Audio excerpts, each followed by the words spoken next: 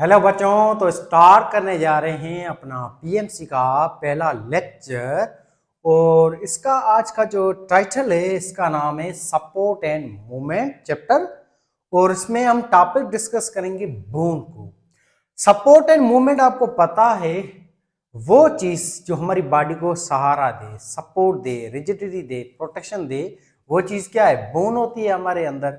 Bone की वजह से हमारी बॉडी में एक फिक्स शेप होती है। बोन्स की वजह से हमारा गोश्त ऊपर चढ़ा हुआ है, जिसकी वजह से हमारी ये शक्ल और सूरत होती है। दो चीजें होती हैं, एक होती है मूवमेंट, दूसरी होती है लोकोमोशन। मूवमेंट आपको पता है, जब बॉडी एक जगह पे हो उस चीज को हम कहते हैं मूवमेंट। मूवमेंट हर जानदार में होती है, फिर वो चाहे जानदार सीसाइल हो या मोटाइल हो। प्लांट है, फंगस है, ये सीसाइल है, पर इनमें मूवमेंट होती है। मूवमेंट का मतलब बॉडी एक जगह पे हो, जस्ट ऑर्गन्स के अंदर हरकत, तो इसको हम कहते हैं मूवमेंट। दूसरा होता है लोकोमोशन, यानी कि चेंज इन पोजीशन। जब जानदार एक जगह को छोड़ के दूसरी जगह पे जाए तो इसको हम कहते हैं लोकोमोशन। लोकोमोशन सिर्फ और सिर्फ मोटाइल एनिमल के अंदर होती है। कुछ आपके एल्गी वगैरह हैं, प्रोटोजोआ हैं, उनके अंदर भी आपकी लोकोमोशन होती है, जो कि उसके बोन्स और मसल्स दोनों मिला के उसको लोकोमोशन करवाते हैं। अब हम स्केलेटल सिस्टम की बात करें तो स्केलेटल सिस्टम के जनरली मल्टीसेलुलर जानवरों के अंदर तीन टाइप होते हैं स्केलेटल के। सबसे पुराना जो स्केलेटल है, इसका नाम है हाइड्रोस्टेटिक स्केलेटल, जो कि पानी का बना हुआ है। जो आपके प्रिमिटिव जानवर है, पुराने जानवर हैं, उनके अंदर मौजूद है। जैसे आपके नेडेरियंस हैं, प्लेटी एलिमेंट्स हैं, नेमाटोड्स हैं, एनिलिडा है। इन जानवरों में पानी होता है, कीड़े मकोड़ों के अंदर। इसके अलावा दूसरा स्केलेटल है जिसका नाम है एक्सोस्केलेटल, जो फाइलम मोलस्का में शेल का बना हुआ है, इंसेक्ट में क्यूटिकल या केरापिस का बना हुआ है। ऐसे सबसे एडवांस जो स्केलेटल है उसका नाम है एंडोस्केलेटल, जो कि हड्डियों और कार्टिलेज का बना हुआ है। और यही स्केलेटल आपकी बॉडी में पाया जाता है, ह्यूमंस के अंदर, इंसानों के अंदर, फाइलम कॉर्डेटा वाले जानदारों के अंदर, जिसको हम वर्टिब्रेट्स कहते हैं। एंडोस्केलेटल हाईली एडवांस स्केलेटल है जो हमारी बॉडी में पाया जाता है। एंडो इस वजह से कहते हैं क्योंकि ये स्केलेटल हमारी बॉडी के अंदर होता है, बाहर नहीं है। ये गोश्त के अंदर होता है और इस स्केलेटल के ऊपर गोश्त चढ़ा हुआ होता है। इस गोश्त को हम कहते हैं स्केलेटल मसल, जो हमें लोकोमोशन और मूवमेंट करवाती हैं। अब ये जो आपका ओवरऑल सिस्टम है, स्केलेटल सिस्टम, ये आपका बोन का बना हुआ कार्टिलेज का। शुरू में जब हम माँ के पेट के अंदर थे, तब हमारी बॉडी में एम्ब्रियोनिक टाइम पे ये सारा स्केलेटल कार्टिलेज का बना हुआ था, नरम हड्डियों का। फिर वो नरम हड्डियां रिप्लेस हो जाती हैं बोन के अंदर। फिर हम जब पैदा होते हैं तब शुरू में हमारी बॉडी में 300 हड्डियां होती हैं। फिर जैसे हम बड़े होते जाते हैं, जवान होते जाते हैं, तो हमारी बॉडी में वो 300 हड्डियां जो है उनमें से 94 हड्डियां फ्यूज हो जाती हैं और बाकी रिमेनिंग रह जाती हैं। वो 206 हड्डियां होती है अडल्ट के अंदर। अभी हमारी बॉडी में 206 हड्डियां हैं। अब 94 हड्डियां कोई गायब नहीं हुई हैं, वो फ्यूज हो गई हैं ताकि हमारी हड्डियां स्ट्रांग हो सके, हमारी बॉडी को ज्यादा सपोर्ट और रिजिडिटी दे पाए। हमारा जो स्केलेटल सिस्टम है, इसके बहुत सारे काम हैं। जैसे हम देखें तो हमारी जो हड्डियां हैं ना, ये खून को भी बनाती हैं, क्योंकि हमारे हड्डियों में बोन मेरो होता है, रेड बोन मेरो जो कि खून को प्रोड्यूस करता है। येलो बोन मेरो भी होता है जो कि फैट को स्टोर करता है। बोन मेरो के अलावा आपकी हड्डियों के अंदर मिनरल्स भी स्टोर होते हैं, आपका कैल्शियम, फास्फोरस, कैल्शियम कार्बोनेट। इसकी वजह से आपकी हड्डियां स्ट्रांग होती है। इनके अलावा हड्डियों का और भी काम है, आपको शेप देना, सहारा देना, सपोर्ट देना, रिजिडिटी देना। ये सारे आपके स्केलेटल सिस्टम के काम है। इसका सिस्टम आपका एंडो है। बोन शुरू में 300 है, फिर फ्यूज होकर 206 हो जाती हैं अडल्ट में। कार्टिलेज जो बोन्स की ये बनी हुई है आपका सिस्टम। बोन मैरो होता है हड्डियों में। स्केलेटल मसल्स होती हैं आपकी हड्डियों के ऊपर, जो आपको मूवमेंट है, लोकोमोशन करवाती हैं, पुलिंग है, पुशिंग है, किसी चीज को। ये आपके हाथ, पांव, टांगे, ये सारा स्केलेटल मसल है। हड्डियों की स्टडी को हम कहते हैं ओस्टियोलॉजी। ये ओस्टियोसाइट सेलों से ये नाम निकला है। हड्डियों का काम है, स्केलेट का काम है आपको शेप देना और सपोर्ट देना। इसके ऊपर गोश्त आता है, फिर आपकी शक्ल बनती है। और उसका काम है मिनरल्स को स्टोर करना, ग्रोथ करना। आपकी हड्डी ग्रोथ भी करती है, हड्डी जिंदा होती है, याद रखें। जैसे हम बढ़ रहे हैं तो हमारी हड्डियां भी बढ़ती हैं, क्योंकि हड्डियों में ग्रोइंग सेल होते हैं जिनको ओस्टियोब्लास्ट कहते हैं, जो डिवीजन करते हैं, जो हड्डियों को ग्रो कराते हैं। इसके अलावा हड्डी का दूसरा काम है ब्लड की प्रोडक्शन और फैट को स्टोर करना। आगे हम चलते हैं बोन्स की कंपोजिशन की तरफ। तो याद रखें, आपकी जो बोन है हड्डी, ये बनी हुई है चार चीजों की बड़ी बड़ी। पहली चीज जो है आपकी बोन में जो सबसे ज्यादा पाई जाती है, इस चीज का नाम है फाइब्रस प्रोटीन। और ये सारा का सारा प्रोटीन है, इस प्रोटीन को हम कहते हैं कोलाजन प्रोटीन। ये फाइब्रस प्रोटीन होता है, ग्लोबुलर प्रोटीन नहीं है। ये प्राइमरी और सेकेंडरी स्ट्रक्चर में होता है।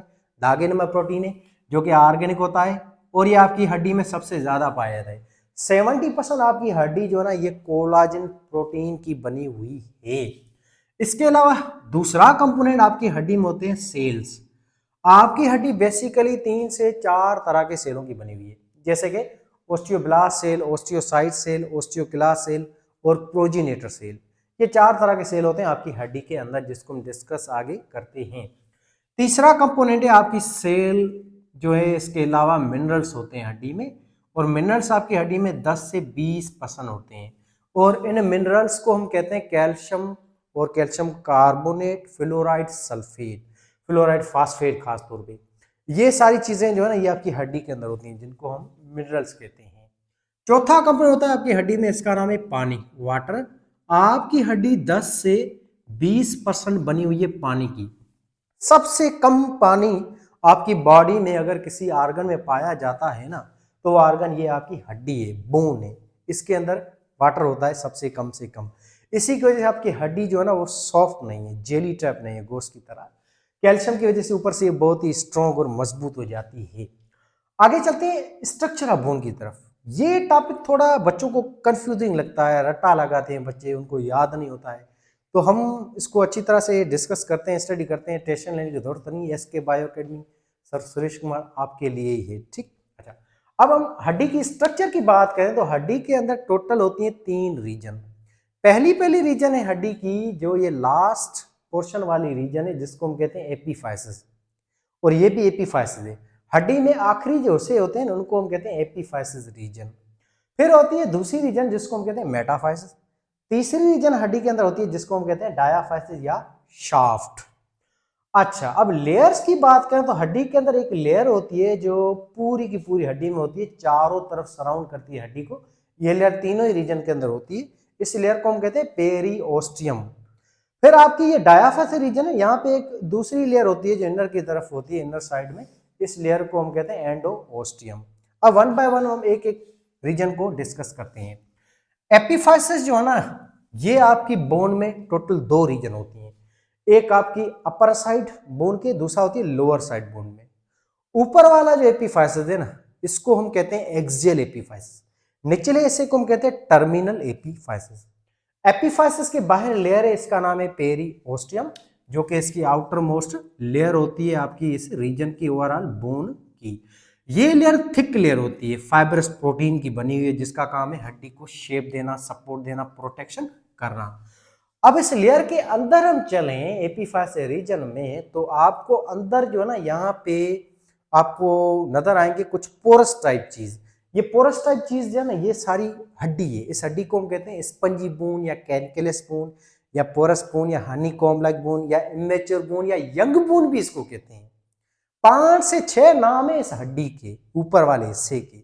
ये हड्डी कमजोर होती है, यंग होती है, न्यू होती है, और ये सारी जो है रॉड्स की बनी है, क्रॉस लिंक्ड रॉडें होती हैं।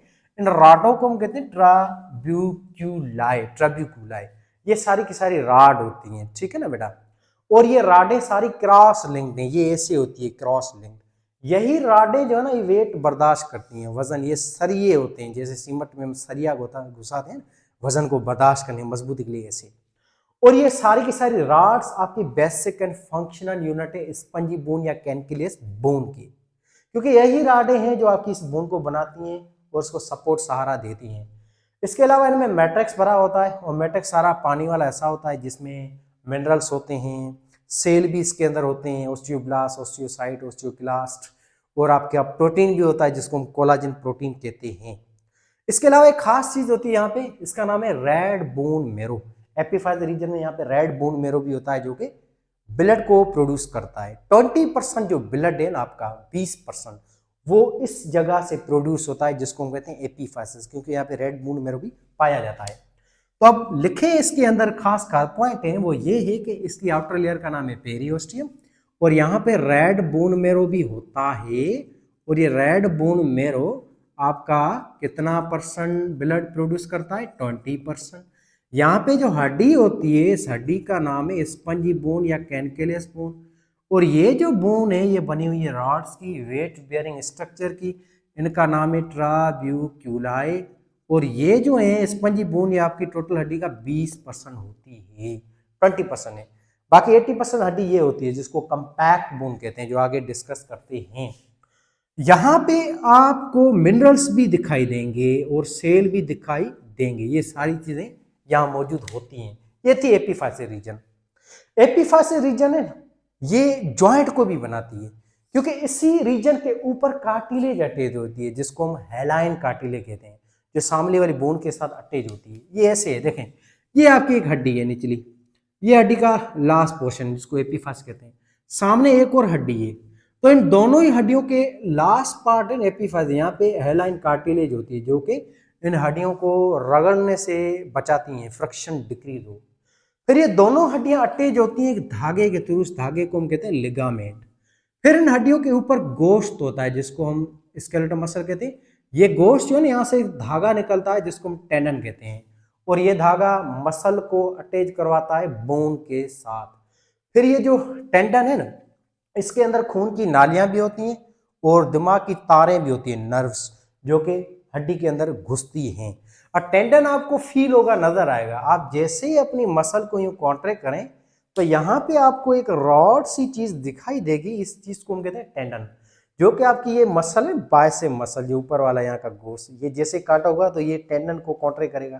फिर टेंडन सामने वाली जो हड्डी है उसको पुश करेगा, जिसके नतीजे में आपका ये एल्बो जो है वो बैंड खाएगा। इसके नतीजे में आपके अंदर मूवमेंट या लोकोमोशन होती है, आपकी टांगें वगैरह ऐसे मूव करती हैं टेंडन मसल्स और बोन्स के ओवरऑल संगत की वजह से या कनेक्शंस की वजह से, ठीक है ना। तो जॉइंट को बनाने वाली भी रीजन यही है, एपीफाइसिस, ये बात याद रखें। इसी के साथ आपका टेंडन अटैच होता है। यहाँ पे रेड बोन मेरो है, ठीक। अच्छा, और बोन कौन सी है? स्पंजी बोन है। आगे हम चले दूसरी रीजन की तरफ, तो इसका नाम है मेटाफाइसिस। मेटाफाइसिस मिडिल रीजन होती है आपकी हड्डी की। मिडिल तो नहीं कहेंगे, ये यूं समझे एपीफाइसिस और डायाफाइसिस के बीच में होती है रीजन, जिसको मेटाफाइसिस कहते हैं। और सिमालिस से सिमालिस रीजन भी आपकी हड्डी की यही है, जिसको मेटाफाइसिस कहते हैं। और इसको दूसरे नाम से हम कहते हैं नेक, यानी कि आपकी हड्डी की गर्दन। ये देखें, ये हड्डी कर खा रही है, ये कर वाला पार्ट है, इसको हम कहते हैं मेटाफाइसिस। और मेटाफाइसिस बेसिकली कार्टिलेज होती है, क्योंकि यहाँ पे सारी की सारी कार्टिलेज होती है। फिर ये कार्टिलेज रिप्लेस होती जाती है बोन के अंदर, क्योंकि यहाँ पे प्रोजिनेटर सेल होते हैं जो डिवीजन करते रहते हैं, जिसके नतीजे आपकी हड्डी ग्रो होना शुरू हो जाती है। जैसे जैसे मेटाफाइसिस ग्रो होगी ना, आगे मेटाफाइसिस चेंज होती जाएगी स्पंजी बोन में। फिर स्पंजी बोन में और ज्यादा जो है वो रिजिडिटी आती जाएगी, स्ट्रांग होती जाएगी, मैच्योर होती जाएगी ना। यही स्पंजी बोन कन्वर्ट होगी एक दूसरी बोन में, जिसको हम कहते हैं यहाँ पे कंपैक्ट बोन। ऐसे आपकी हड्डी की लेंथ वगैरह भी इंक्रीज होती है। मेटाफाइसिस जो है ना, यहाँ पे भी रेड बोन मेरो होता है, जो आपके किताब में लिखा हुआ नहीं है। यहाँ पे भी रेड बोन मेरो है, पर बहुत कम होता है। और यहाँ पे जो है आपको ट्रेबुलाई भी नजर आएंगे, ट्रेबिक्यूलाई, ये सेम ही चीजें जो आपको यहाँ एपीफाइसिस रीजन में नजर आ रही हैं। ये छोटी छोटी राडें मान्यूट जो है आपको यहाँ पे भी नजर आएंगी। और हल्का सा रेड बोन मेरो भी यहाँ पे नजर आएगा, ये छोटा सा देखें लाल लाल कलर नजर आ रहा है, इसको रेड बोन में करेंगे। यही है मेटाफाइसिस। ये इतनी कोई खास हम इसको डिस्कस नहीं करेंगे। और ये जो कनेक्शन होता है, इसका लास्ट पार्ट जो होता है, ये जो सेपरेटिंग लाइन है, इसको हम कहते हैं एपीफेजियल प्लेट या ग्रोइंग प्लेट कहते हैं। यहीं से ग्रोथ होती है आपकी बोन या हड्डी की। अब चलते हैं तीसरी रीजन की तरफ। इस तीसरी रीजन का नाम है डायाफाइसिस या शाफ्ट भी इसको कहते हैं। डायाफाइसिस या शाफ्ट जो रीजन है, ये आपकी थर्ड रीजन है हड्डी की, और ये मिडिल रीजन होती है, और ये सबसे बड़ी रीजन होती है आपकी हड्डी की, बोन की। लार्जेस्ट जो रीजन है और स्ट्रॉन्गेस्ट जो रीजन है वो यही है, डायाफाइसिस या शाफ्ट। इसके बाहर हम देखें तो लेयर सेम है, जिसका नाम है पेरिओस्टियम। पेरिओस्टियम तीनों लेयर में पाई जाती है, आपके तीनों ही रीजन्स के अंदर पाई जाती है, एपीफाइसिस में भी, मेटाफाइसिस में भी, डायाफाइसिस में। इस जगह पे, इस रीजन में पेरिओस्टियम लेयर के अंदर हम चलें तो आपको यहाँ पे गोल गोल से एक कतारों के रिंग शेप स्ट्रक्चर्स दिखाई देंगी, इनके गुच्छे दिखाई देंगे। इन गोल गोल गुच्छे के ग्रुप को हम कहते हैं ओस्टियन।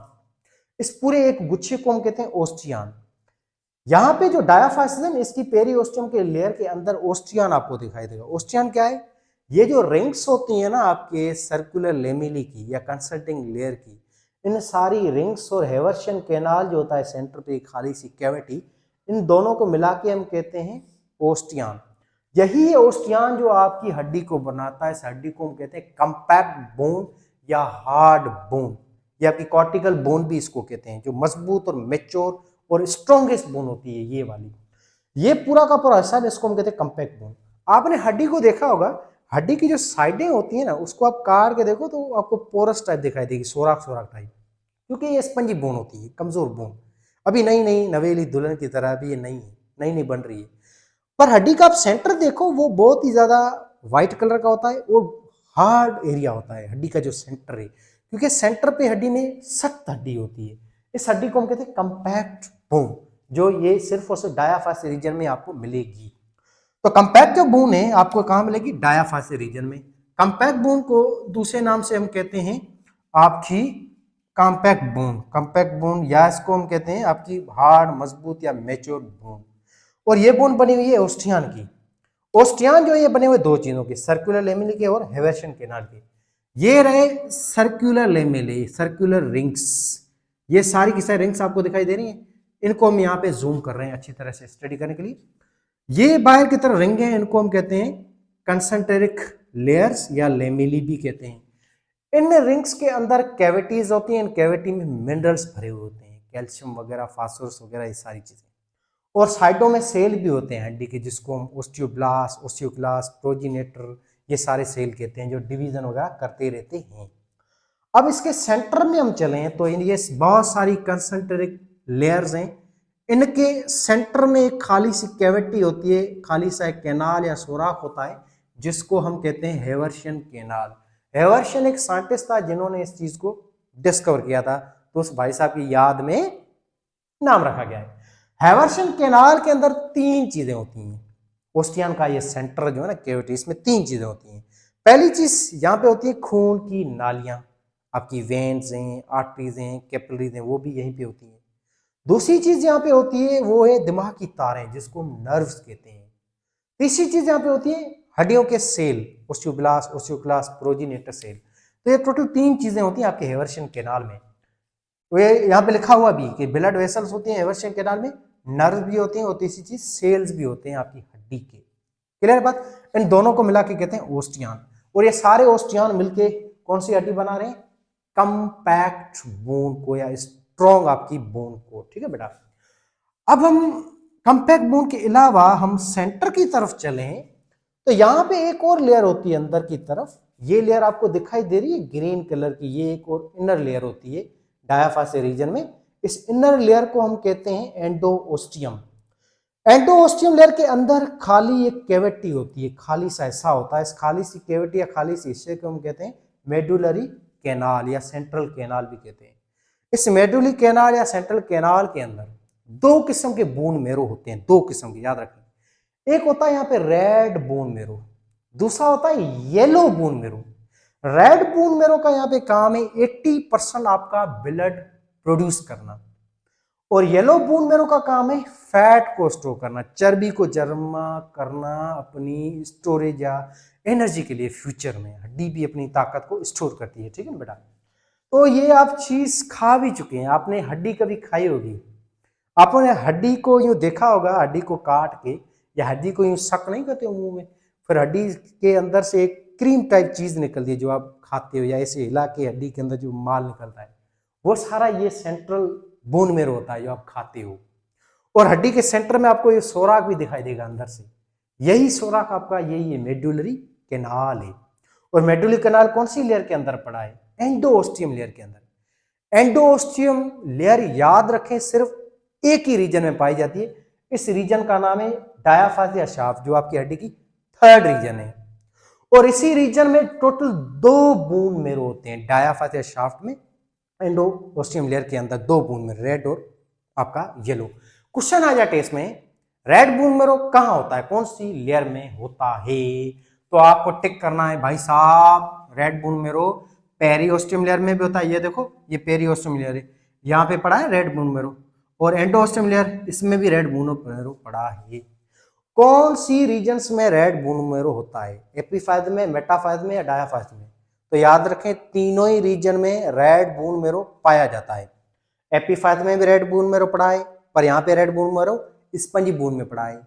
मेटाफाइज में भी रेड बोन पड़ा है और यहाँ पे भी स्पंजी बोन में पड़ा है। डायाफाइज जो है ना, इसके अंदर भी यही स्पंजी बोन ही होती है, ये भी इमेच्योर बोन होती है, अभी यंग सी है, छोटी सी ननी मुनी सी ग्रो हो रही है। वेटुली कैनाल के अंदर भी ये कमजोर बोन होती है अंदर, इसको हम कहते हैं स्पंजी बोन या कैलकेलस बोन या पोरस बोन। समझ आ रही बात? और इसी बोन के अंदर आपके बोन मैरो होते हैं। कंपैक्ट बोन के अंदर याद रखें कोई बोन मैरो नहीं होता है। कंपैक्ट जो बोन है इसमें कोई बोन मैरो नहीं है। बोन मैरो सारा का सारा स्पंजी बोन में पाया जाता है और तीनों ही रीजन्स के अंदर रेड बोन मैरो पाया जाता है। येलो बोन मैरो सिर्फ डायाफाइज में पाया जाता है। मैं 2-3 बार इस वजह से रिपीट कर रहा हूं ताकि ये बात आपके दिमाग में बैठ जाए अच्छी तरह से। ये थी आपकी हड्डी की एनाटॉमी जो हम डिस्कस कर चुके हैं। अब हम आगे चलते हैं बोन सेलों की तरफ। हड्डी जो है ना, ये आपकी बनी हुई है 3 तरह के सेलों की। एक होते हैं ओस्टियोब्लास्ट सेल, दूसरे ओस्टियोसाइट एंड तीसरे ओस्टियोक्लास्ट सेल। शुरू में होता क्या है, आपकी हड्डी में प्रोजीनेटर सेल होते हैं या स्ट्रीम सेल होते हैं जो कि डिवीजन करते रहते हैं कंटिन्यूसली। प्राइमरी लेवल पे आपकी हड्डी को बनाने वाले यही सेल हैं जिनको हम प्रोजीनेटर सेल कहते हैं। ये जो प्रोजीनेटर सेल है, इनको हम यहाँ पे जूम कर रहे हैं, ये प्रोजीनेटर सेल डिवीजन करते हैं और ये माइटोसिस डिवीजन करके 2 तरह के सेलों को प्रोड्यूस करते हैं। याद रखें बात, प्रोजीनेटर सेल जब डिवीजन करेंगे तो इनसे 2 तरह के सेल बनेंगे। एक सेल आपका बनेगा, इसको हम कहते हैं ओस्टियोब्लास्ट।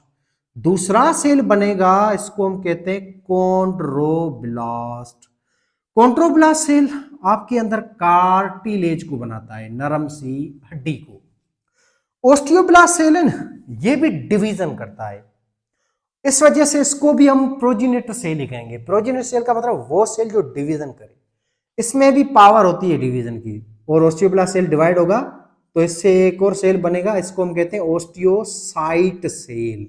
ओस्टियोसाइट सेल याद रखें, ओस्टियोसाइट सेल ओस्टियोब्लास्ट सेलों से ही बनता है। अब ये ओस्टियोब्लास्ट सेल एक्चुअली में होता ये है कि आपके ओस्टियोब्लास्ट सेल में फाइबर होते हैं, प्रोटीन के धागे। ये धागे जैसे ही बाहर निकलेंगे तो अब इस ओस्टियोब्लास्ट को हम कहेंगे ओस्टियोसाइट। एक्चुअल में फ्यूचर में ओस्टियोब्लास्ट ही कहलाता है osteocyte. Osteoblast cell dividing cell है और ये डिवीजन करता है, इसमें कोई मिनरल मौजूद नहीं होता, याद रखें।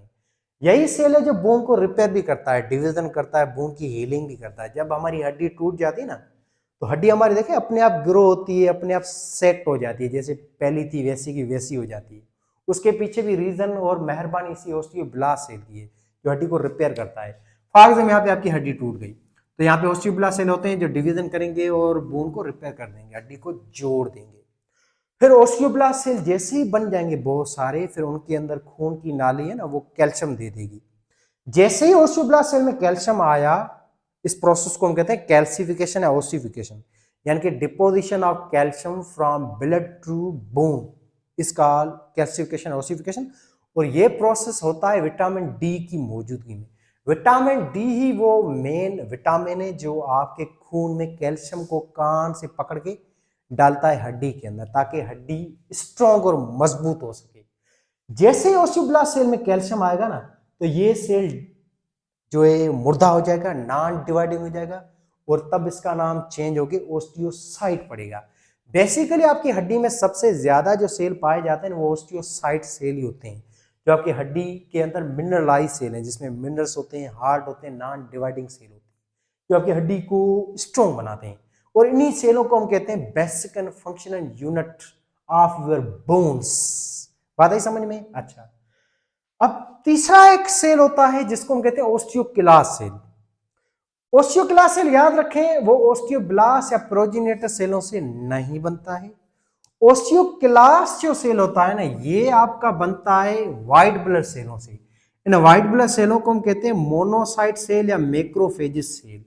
डब्ल्यूबीसी सेल होते हैं व्हाइट ब्लड सेल, यही डिवाइड होके या यही कन्वर्ट होते हैं ओस्टियोक्लास्ट सेलों में।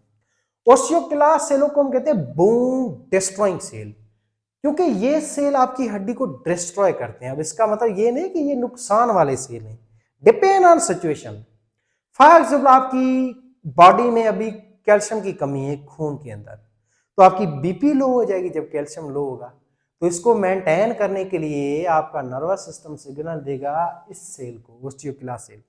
ओस्टियोक्लास्ट सेल एक्टिव होगा, फिर ये ओस्टियोक्लास्ट सेल क्या करेगा, ओस्टियोसाइड सेलों को तोड़ेगा, ओस्टियोसाइड सेलों को ये मारेगा, फेगोसाइटोसिस करेगा इनका। तो आपका धीरे धीरे मध्यम मध्यम सर की जो सर से धीरे धीरे जैसे आपका ओस्टियोक्लास्ट सेल धीरे धीरे ओस्टियोसाइट सेलों के टुकड़े करेगा, ओस्टियोसाइट सेलों से सारा कैल्शियम निचोड़ के दे देगा खून को, ताकि खून में कैल्शियम की लेवल मेंटेन हो सके और आपकी बीपी नॉर्मल हो सके, आप हेल्दी हो जाएं। अच्छा जी, इसके अलावा ओस्टियोक्लास्ट सेलों का एक और भी काम है, वो ये कि जब हमारा एक्सीडेंट होता है, ट्रामा होता है, उस एक्सीडेंट की वजह से हमारे हड्डी के सेल जो हैं वो डैमेज हो जाते हैं, मर जाते हैं। इन मरे हुए सेलों को बाहर निकालना, पस की फॉर्म में, गंद की फॉर्म में मरे हुए सेलों से कैल्शियम को निचोड़ के देना खून को, ये काम भी ओस्टियोक्लास्ट सेलों का है। फॉर एग्जाम्पल ये जो एरिया आपका हड्डी का एक्सीडेंट की वजह से डैमेज हो गया है, यहाँ पे सारे सेल मर गए, सारा रेती रेती रेजा रेजा हो गए। अब इन सेलों को बाहर निकालना, ये किसका काम है, ओस्टियोक्लास्ट सेलों का ही काम होगा भाई साहब। ओस्टियोक्लास्ट सेल क्या करेंगे, इन सेलों का कीमा बना देंगे, पाउडर बना देंगे, जूस बना देंगे, चबा के खा देंगे, उनका कैल्शियम निकाल के खून को दे देंगे, इनका प्रोटीन निकाल के खून को दे देंगे। अब बाकी इनका गंद बचेगा चूरा, वो पस की फॉर्म में बाहर निकलेगा। तो ऐसे ये हिस्सा खाली हो जाएगा, ये हड्डी का हिस्सा खाली हो गया है।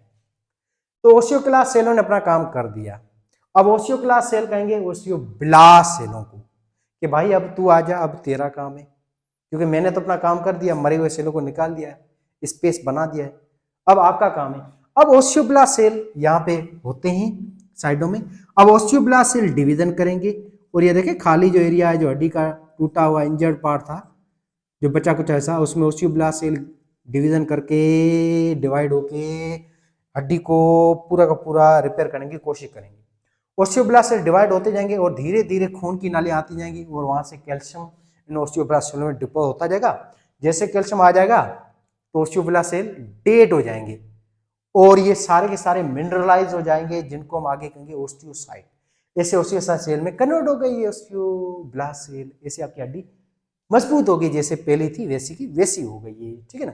अब आप कहेंगे सर सारे ओस्टियोब्लास्ट सेल में कैल्शियम आ गया था, फिर हड्डी के अंदर तो ओस्टियोसाइट सेल होंगे। ऐसा नहीं है मेरे बच्चे, सारे ओस्टियोब्लास्ट सेलों में कैल्शियम नहीं आता है, कुछ कुछ ओस्टियोब्लास्ट सेल साइडों में रहते हैं।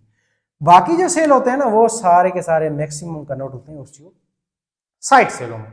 ये थी आपकी इन 3 सेलों की बातें जो हम डिस्कस कर चुके हैं भाई साहब हैं। अब आगे चलते हैं इसके ओवरव्यू की तरफ।